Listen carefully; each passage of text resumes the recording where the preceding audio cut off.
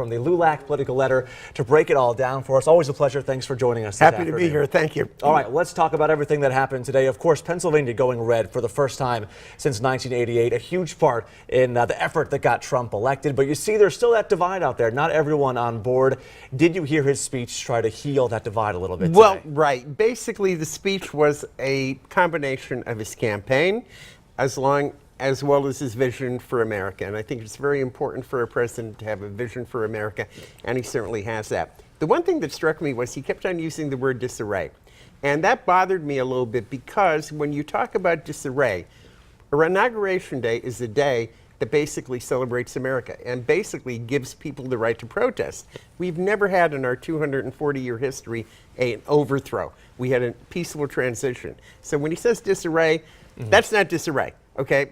But he did point to a lot of good things that he wanted to do for the American people. You know, Republicans are arguing right now that health care is in disarray, health care dominating the national conversation. I want to put up some numbers right here just to give some context about health care in Pennsylvania. Since the Affordable Care Act went into effect back in 2010, you have more than 600,000 Pennsylvanians that have gotten coverage, more than 260 through Medicaid, about 400 through the healthcare.gov marketplace.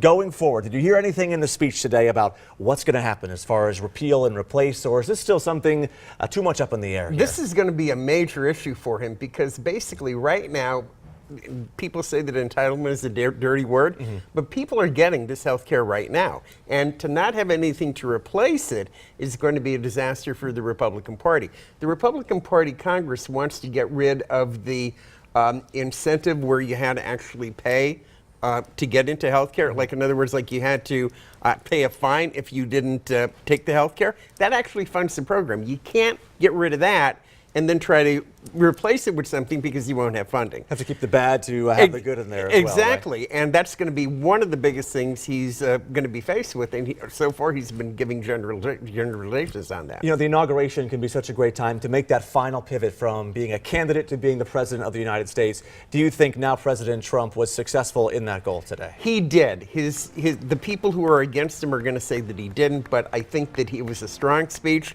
I think that he talked about, you know, America being first, but he's going to have to deal with a global economy, global countries who are going to have a say in that, and also a Congress that basically has their own interests. So it made a good start for him, but he has to stay off Twitter. All right, David, well, yeah, some good advice there, I guess, really? Some might think, right? All right, well, thank you for coming in so much. If someone wants to go to the LULAC political letter, how can they follow LULACpoliticalletter.blogspot.com. Always a pleasure. Thanks for giving us your time today. All right, we're going to check in with meteorologist Stefano.